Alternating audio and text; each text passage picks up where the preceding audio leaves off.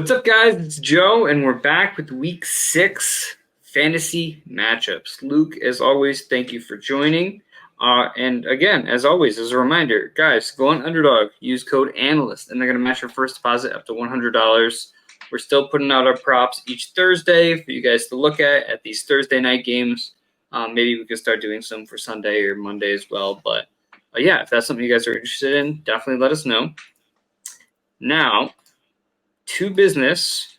We talked about Thursday night football last week. We're just jumping straight into it this week. Last night with Thursday night football. Travis Kelce and Isaiah Pacheco, they had pretty good games. I think we're all expecting a little more from Isaiah Pacheco in this matchup. But for the most part, Travis Kelce did what we wanted him to do. He looked like he re-injured his ankle again at some point, but he came through and it actually worked out. Mahomes, not the game that any of us really wanted against the Broncos and how bad their defense was. But Rashee Rice, 4 catches, 72 yards. It's looking like a consistent part of this offense. Are there any other takeaways from last night's game other than the fact that you cannot trust a single Bronco that you're taking away from last night's game? Yeah, I tweeted about that last night, that I just don't trust anybody in Sean Payton's offense at this point. The Broncos still don't look well coached. They look pretty awful out there, especially on offense this week. The offenses looked okay. They did not look good this week. The defense kept them in that one for as long as they possibly could playing against Patrick Mahomes. But yeah, you said it. I'm kind of just done with the Broncos. Courtland Sutton is like the only one I even mildly trust at this point. Jerry Jeudy, I don't know what's going on there. Seems like he's almost a certain bet to be on a different team in a few weeks. And the Broncos are just a mess. Yeah, and honestly, it could be even less. I mean, it seems like the way they were talking about Jerry Jeudy and the way he was acting before the game yesterday and how little he was involved, I would not be surprised if Jerry Jeudy was moved prior to next week. The team that's been rumored the most to have interest in trading for him is the Colts, which I kind of get. Kind of ruins Josh Downs and hurts Michael Pittman a little bit. But as far as Jerry Jeudy goes, I don't think the situation can get any worse. So, yeah, I don't think that would be a bad move, but obviously we would want to see more. We would want to see a situation where he can walk into being wide receiver 1 or part of a high-powered offense for him to become. So are you buying Jerry Jeudy or are you selling Jerry Jeudy based on this potential trade rumors? Certainly not buying him at this point. I do think it's going to be hard for him to be overly involved in any team he gets traded to. You don't really see trade deadline pieces make huge impacts when they get traded, especially on the offensive side of the ball. So I'm definitely not buying him. I don't know if you can sell him. I don't know if anyone's going to buy him from you. Maybe if you could dangle, hey, he's getting traded soon, maybe someone will give you something. But I don't see that happening. I've tried to no avail. I've tried to sell Jerry Jeudy. I have him in 1 league and not really been working. So, yeah. What is that noise? I don't hear anything. He's bugging out. He's making a really loud noise. Either way, I'm hoping it doesn't show up on video. It might be something from my end. Let's move on. First game, we got Titans playing the Ravens at 9:30 a.m. in London. Could be a good matchup. It's doing it again. Do you hear that? What does it sound like? It's like a loud screeching noise. I don't hear I hope the technical difficulties aren't a weekly part of this show. But we're going to turn my Wi-Fi off to make sure I'm not using it on any other device. So hopefully that works. Technical difficulties again. Sorry, guys. So Titans-Ravens. Titans side of the football. DeAndre Hopkins coming off a big game.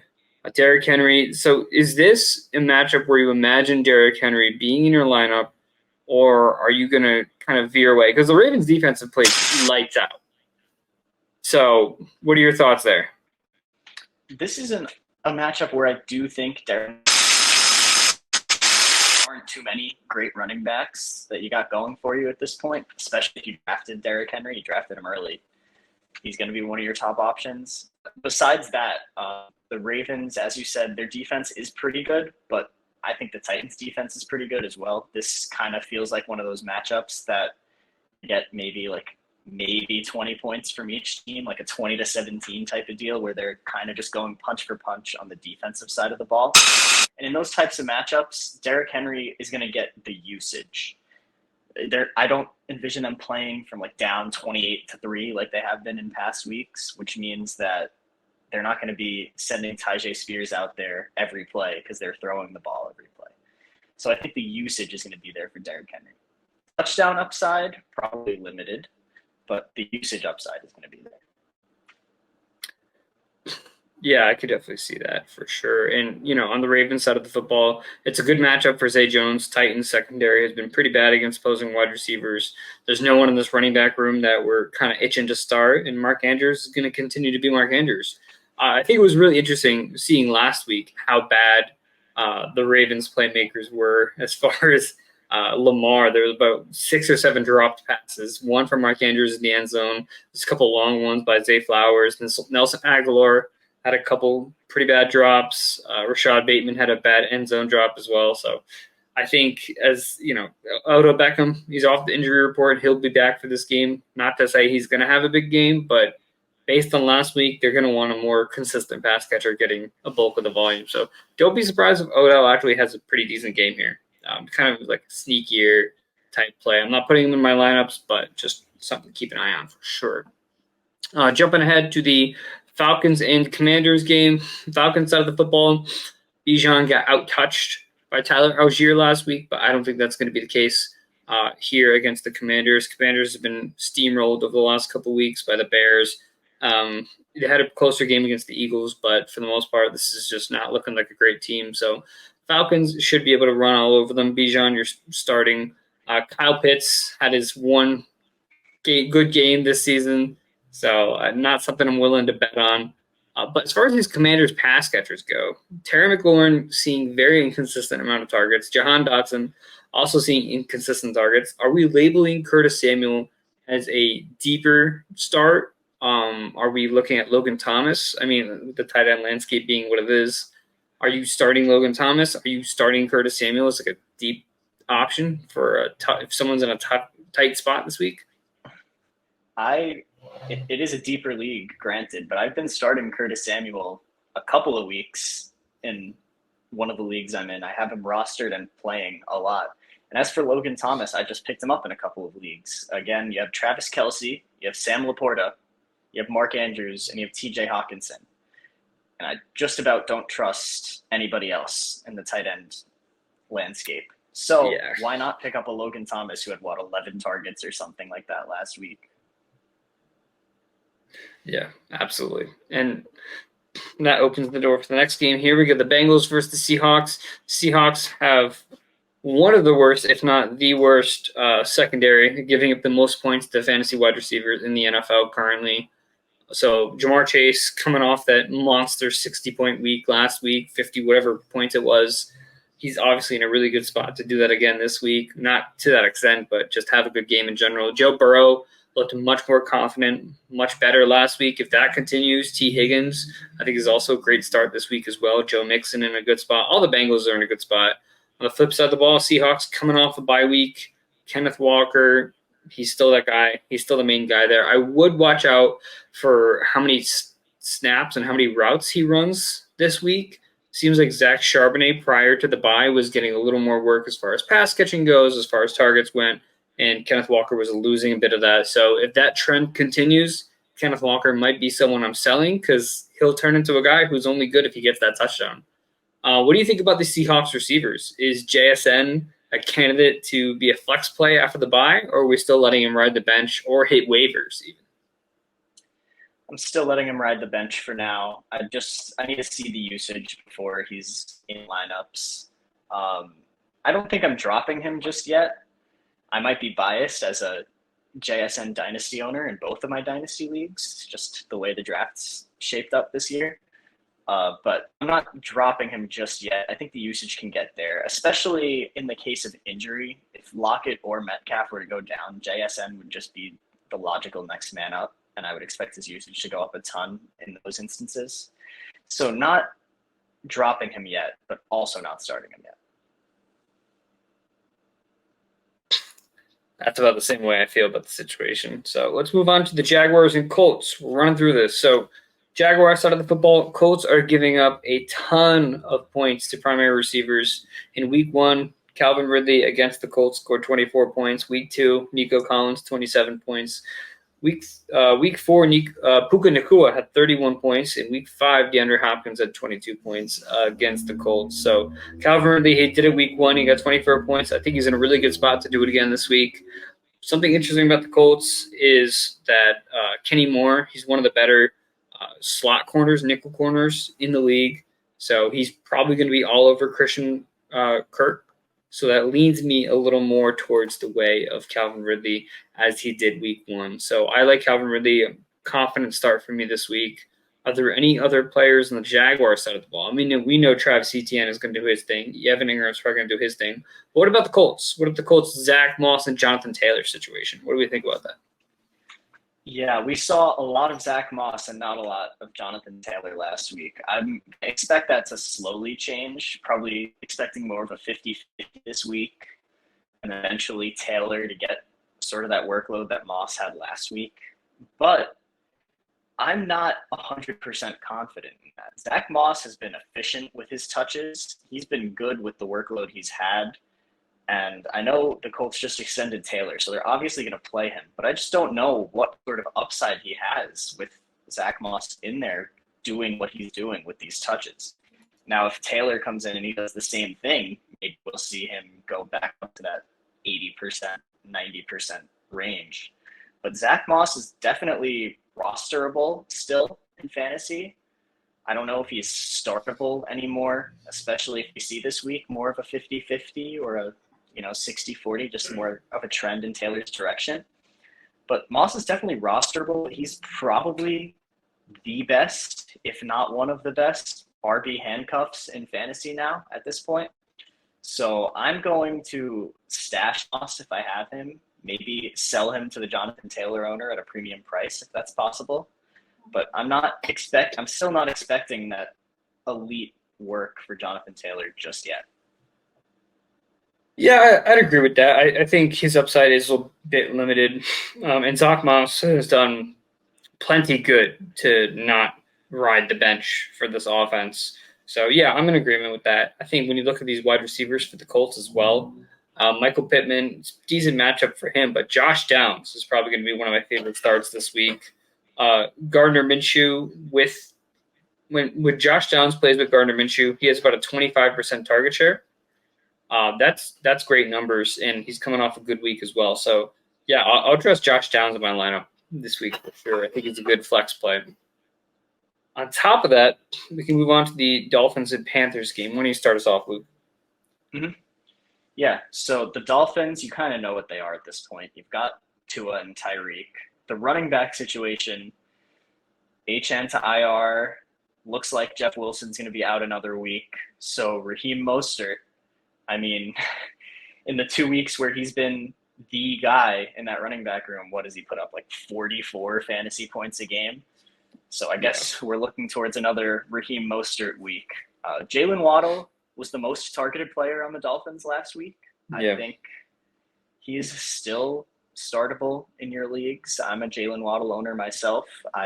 He's in my lineup every week. It's been disappointing so far, but last week I think he had 10 targets to Tyreek Hill's 9. Yep. So Jalen Waddle is a player I'm still starting as well. Yeah, and when you mentioned that, Raheem Mostert, he's in a really good spot this week. He's a pretty solid start. Jeff Wilson, who's some expected to be ready for this game, will not be activated off IR and play in this matchup. So it's really just going to be Raheem Mostert all the way. I don't see that changing with Savon Ahmed. If they get ahead, maybe Ahmed gets more work, and he could be, if you're desperate, that desperate flex play. But for the most part, it's going to be Raheem Mostert. That's about it. For the Panthers side of the football, Miles Sanders out this game. Chuba Hubbard kind of jumps into a potential workhorse role. It's not a great matchup for him, but I think it's still just kind of a situation where he's going to get touches. Panthers running backs are still seeing about a 20 to 25% target share. So, and Chuba's been out-snapping Miles Sanders over the last couple weeks anyway. So I think Chuba, if you need a flex play, he's available on waivers. If you could throw him in there, I would. It just, again, depends on the other options that you have. Receiver-wise, Adam Thielen is right up there with the elite wide receiver usage. It's a good matchup against Miami for him while Jalen Ramsey is still out. So, and Bryce Young, he had probably his best game last week, which isn't really saying much because they didn't play all that well. But I still trust Adam Thielen to get the job done. Jonathan Mingo, also in a pretty good situation. He's seeing consistent targets. He's finally healthy. I wouldn't hate putting him in as a flex play. He's second on the team in targets right behind Thielen, so I don't mind that at all if you are desperate. Moving on to the Bears and Vikings. On the Bears side of the football, Justin Fields, he's had great back-to-back weeks, and he's got another shot here against a crappy Vikings defense. So if I have Justin Fields, I'm confidently starting him up yet again. DJ Moore, kind of a similar thing. I don't think he's going to go as crazy as he did last week, but he's still in a really good spot. Running back-wise, so Roschon Johnson out. Khalil Herbert just placed on IR. Travis Homer, even at this point, is not going to play in this matchup. So it's Deontay Foreman to the moon in this matchup. And to the moon doesn't really mean much with Justin Fields at quarterback. But if you need, again, desperate flex play, Deontay Foreman might be your guy. On the Vikings side of the football, Luke, talk to me a little bit about what you want to do if you're a Justin Jefferson owner, one. And two, what are your thoughts on Jordan Addison moving forward? So we've been seeing speculation online that if the Vikings don't turn this season around while Jefferson is out, that they would consider shutting him down for longer. And I just get flashbacks to Cooper Kupp last year and don't really want to be in that situation if I'm a Justin Jefferson owner. I don't know, maybe the Vikings do turn it around and Justin Jefferson will come back after 6 weeks, but are you really willing to take that risk? I mean, I've seen in our comment section alone on our sell post where we had Justin Jefferson as a sell, people are like, would you trade Justin Jefferson for Austin Eckler? And I'm like, yeah, dude, why not? Not only is Jefferson out for at least 4 weeks, sounding like more like 6 to 8 at this point, but who knows what's going to happen when he does come back? That you're dropping what, like 3-4 picks down in the first round from where you picked Jefferson anyway. You're going to get at least 4 weeks of a healthy Austin Eckler, probably more, where that Justin Jefferson's hurt in. I don't see the downside to that. I think I'd trade Jefferson for a lot less than Austin Eckler at this point. And I'm just concerned about the uncertainty of that the future holds for Jefferson. And from the Jordan Addison side, Kevin O'Connell joked that they're going to, I made some joke about driving 140, ramping him up, whatever.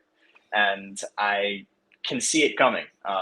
He's been used less than KJ Osborne recently, but now that Jefferson's hurt, they're both going to be out there. And Kevin O'Connell's specifically saying we're getting Addison involved right now. He's going to step into the Justin Jefferson role. Obviously, he can't perform up to the Justin Jefferson standard, but I'd expect him to lead the Vikings in targets most weeks. I guess TJ Hawkinson will be up there as well. But from the wide receiver side, certainly lead them in targets. And I think he's an every week play going forward.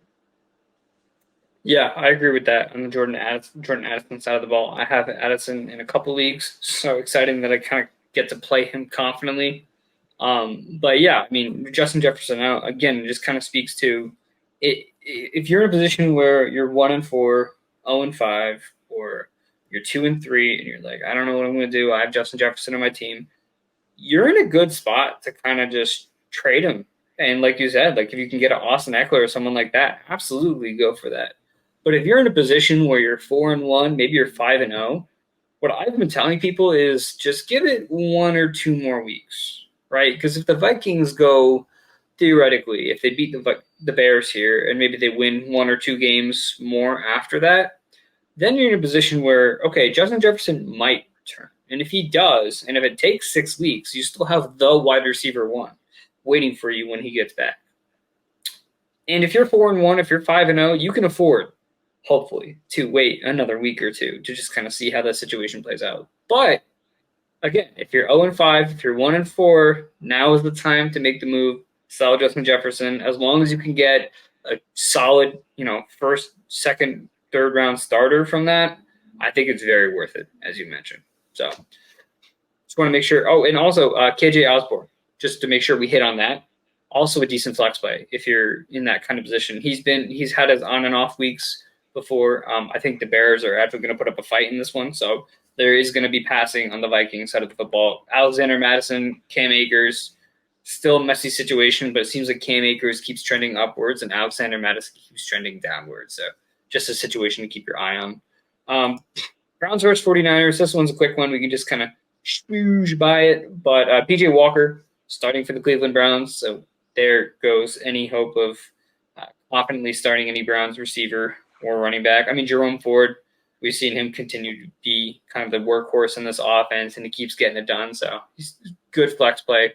49ers side of the football, I'm confidently starting Christian McCaffrey. I'm slightly downgrading guys like Brandon Ayuk, Deebo Samuel, and George Kittle, not because it's too bad of a matchup, although the Browns are giving up the least fantasy points in the league to wide receivers, but more so because I think the 49ers are just going to be up like 40-3, and it could be the third quarter, and then we'll see the passing game just kind of disappear, and it turns to the Christian McCaffrey / Jordan Mason / Elijah Mitchell show. So just they may not be enough passing volume, and that's kind of what happened with Brandon Ayuk last week against the Cowboys, where he did enough to get you 11, 12 points, but they didn't have a need to keep throwing the ball that much. So that's kind of what I'm expecting there. Jumping to the last 1 o'clock game, Texans versus Saints. Tank Dell still not practicing with that concussion. It's unlikely he's going to play in this matchup. Are you firing up Nico Collins, or is this kind of a weekly, I don't know, maybe he does, maybe he doesn't kind of thing? It's less of a weekly, I don't know, maybe he does, maybe he doesn't, because I've been kind of playing that flip-flop game with Collins and Dell all season. However, this Saints defense has been ruthless to just like passing offense, I guess really all offenses in general this year. I mean, we just saw them. I don't even know what word to use to describe what they did to the Patriots last week. That was ugly. But they've been solid on that side of the ball. I do think Nico Collins is startable. I think he's probably a good, low-end wide receiver 2 or a flex play this week. Between the fact that he's playing the Saints and the fact that Robert Woods, I think, actually leads the team in targets this season, I'm just a little bit iffy on that. But I am starting Collins relatively confidently. Dameon Pierce, not a great matchup. Really, nobody else on the Texans has a great matchup.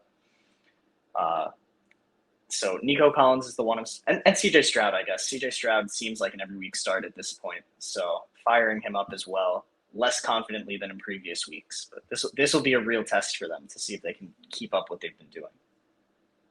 Surprised that you didn't mention your boy Dalton Schultz.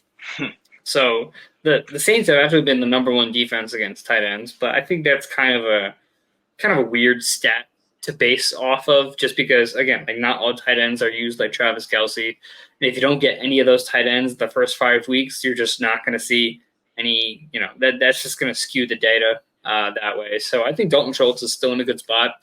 And one thing that I saw on Twitter, and I forget who mentioned it, but was Dalton Schultz usage in the first 2 or 3 games bad because of the fact that the Texans had no O-line and they needed the tight ends to stay more in line and block more to kind of overcompensate for the fact that they don't have anyone protecting CJ Stroud, because CJ Stroud was relatively protected through the first 3 weeks, even without much of an O-line. So I think you can kind of credit Schultz and some of the other tight ends on that team with kind of doing that. And you saw the second that they got 2 of their guys back last week, Schultz started to get consistent targets and started to blow up. So if that becomes the trend, and this is exactly what we imagined with Schultz on the Texans, he could be an every week starter going forward as well. So yeah, I think Dalton Schultz is in a good spot to potentially have a good game this week as well.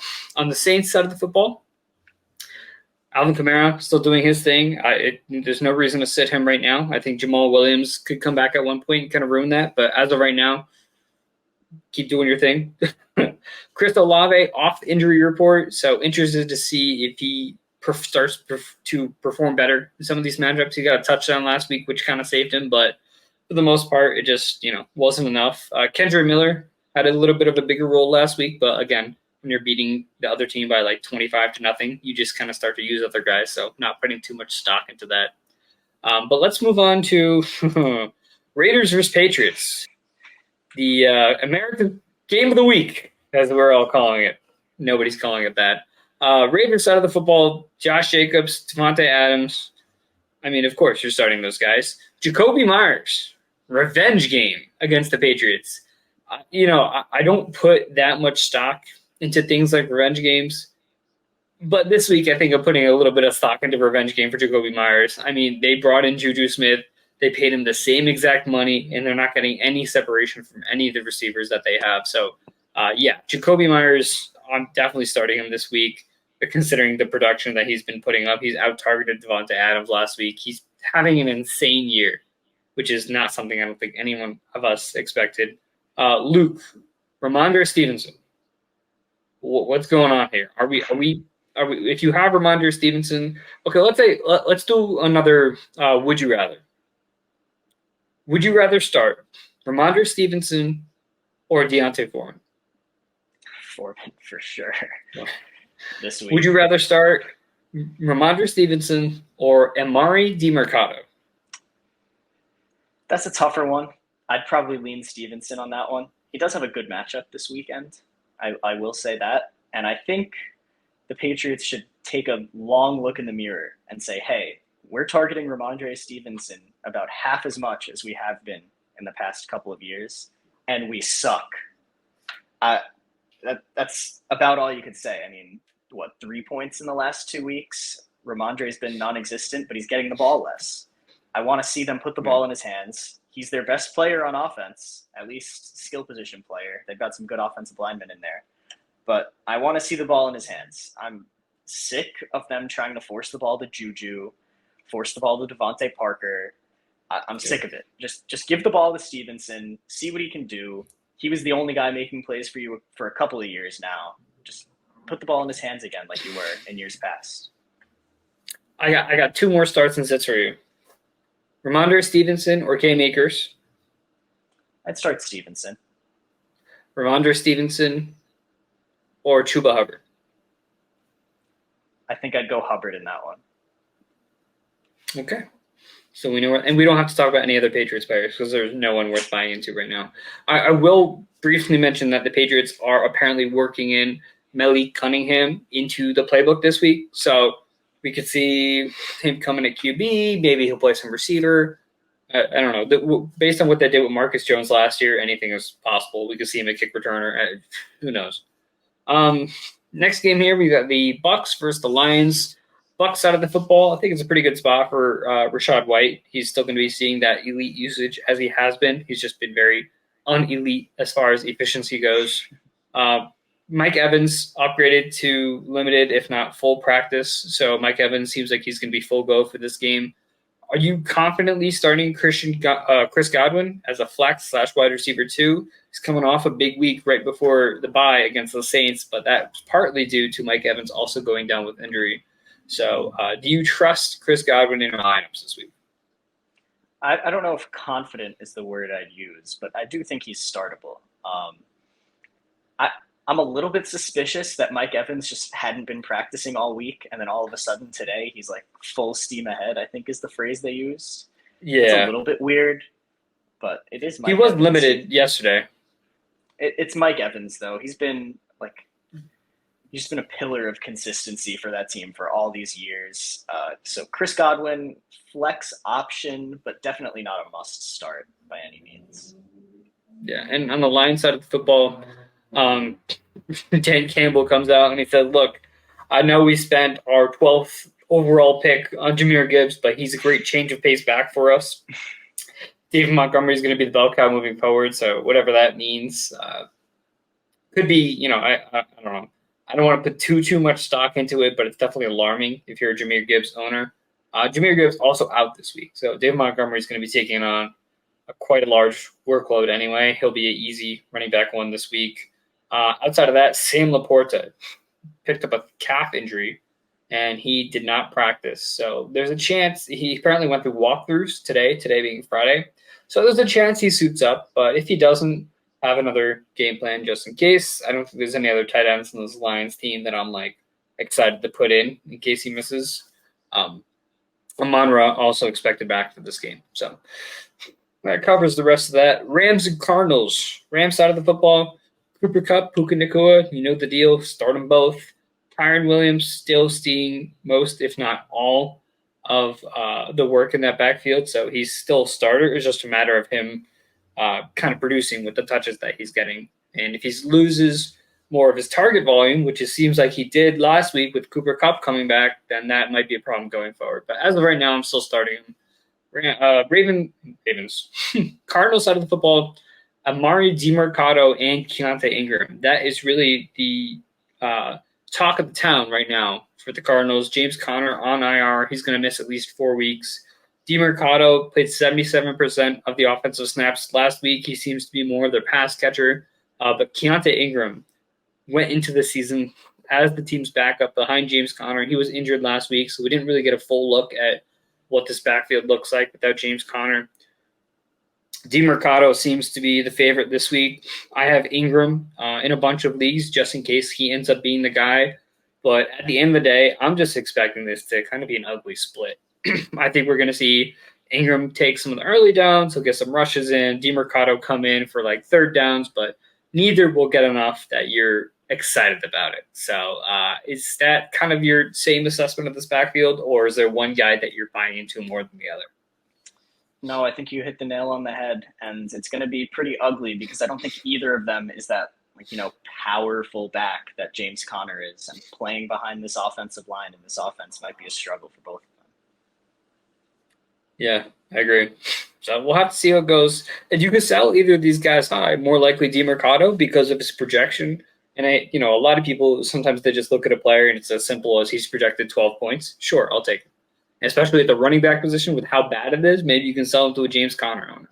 So that's just something I would very much look into.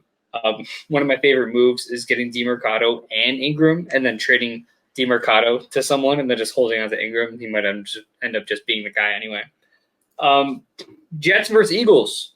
Jets side of the football, I think Breece Hall has earned the right to be a weekly start. He had a great week last week, super efficient, seeing a lot of targets, seeing all the work on the ground. Dalvin Cook being completely phased out of this offense.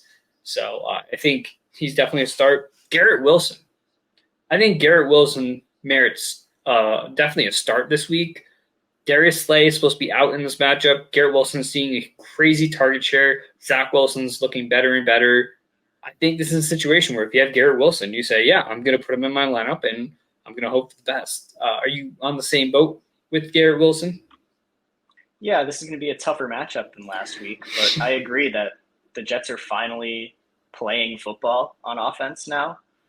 Breece Hall only makes this offense better. They have two dimensions now, and I think that makes Breece Hall and Garrett Wilson guys that are in your lineup.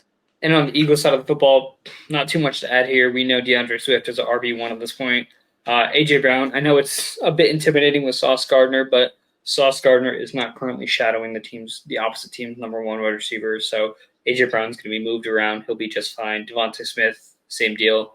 Dallas Goedert, it's a really good matchup for Dallas Goedert. And I know we keep saying we don't want to put too much stock into what teams are allowing points to tight ends, especially because the Jets did have to go against Travis Kelce. But the Jets are allowing the most points to tight ends in the league currently. So Dallas Goedert coming off a great game. Maybe he can continue that this week.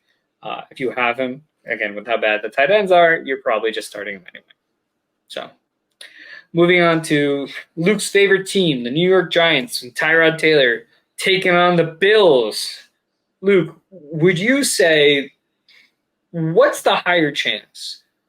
You stopping Derrick Henry in an Oklahoma drill if you got 100 tries, or the Giants pulling the upset win against the Bills with Tyrod Taylor? What do you think is a higher possibility?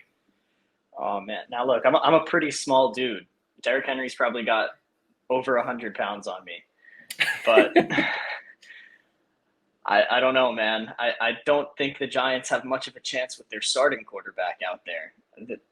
We were talking about it before the show. They've had 3 offensive linemen with single-digit PFF pass block grades for 3 weeks now. Is Evan Neal one of them? Evan Neal was one of them against San Francisco. I don't know his exact numbers after that. But Evan Neal has been awful. They're not getting the cavalry back this week either. Their two best offensive linemen, Andrew Thomas and John Michael Schmitz, are both out again. It's looking like they're going to be without Wan'Dale Robinson, potentially, who's been the receiver that's been getting the ball recently. Saquon might come back. I don't think that matters. And when he's running behind this offensive line, it might be a start off of usage alone, but I don't think that matters. So I think if I dove at Derrick Henry and just grabbed onto his legs 100 times, the off chance that he falls, I think, is still greater than the chance that the Giants win. You guys heard it here first. Luke is super confident that he could take Derrick Henry into Oklahoma drill. Wan'Dale Robinson also practiced in full, so he is going to be healthy for this game. So good. Maybe good news, but not enough for him. Not enough. Bills side of the football, Stephon Diggs, Gabriel Davis, you know what it is. It's just, I think this is going to be very much of a defensive game from the Bills. More of a James Cook offensive game, if I had to guess. So I'm just, I'm not sitting Gabriel Davis, but if there was a week for Gabriel Davis to not do what he did the last couple of weeks, I think this would be the game for that. Although we know Josh Allen, we know this offense, we know it just takes one play. So still possible. Chargers and Cowboys. Last game on our docket here. The Chargers at home. Austin Eckler's first game back. That's great news. Keenan Allen. I'm hoping we get to see more of Quentin Johnson. I want to see him in a full-time role. And we've seen in the past when teams come off a bye, sometimes the rookies just kind of start getting it. They have a chance to kind of take a breather, reevaluate the game plan. That break during the season sometimes is good for the rookies. So we'll see if Quentin Johnson comes out of this and he starts being more of a reliable target for this team. On the Cowboys side of the football, Tony Pollard, CeeDee Lamb, not playing up to expectations. Do you expect that to change in this matchup? Because I think against the Chargers is one of the better chances for that to happen. Right. This is sort of the premier matchup you can have to get right on offense because the Chargers both have a terrible defense and a really good offense that scores a lot of points. So especially CeeDee Lamb is going to be on the field a lot, and they're going to be throwing a lot, I'd imagine. So I'm hoping that he gets right as a CeeDee Lamb owner. Don't have any shares of Tony Pollard. Thankfully, I don't have to deal with that headache. Somehow he's getting all this usage and also doing nothing with it. I don't get how that's possible. But yeah, CeeDee Lamb, excellent matchup. Jake Ferguson, good matchup for him as well. If he's your starting tight end, you're starting him. But yeah, excited for sure, specifically about CeeDee Lamb. Yeah, and as a Tony Pollard owner, not excited about what's been happening with Tony Pollard, but again, I think this is a get-right game for him as well. So, all right, guys, that's going to wrap it up for Week 6. I had to check what week it was, but as always, thank you for joining. And guys, don't forget to check out Underdog. Use code ANALYST, and they're going to match your first deposit up to $100. I feel like I could say that. My eyes closed now at this point. But appreciate you guys joining in.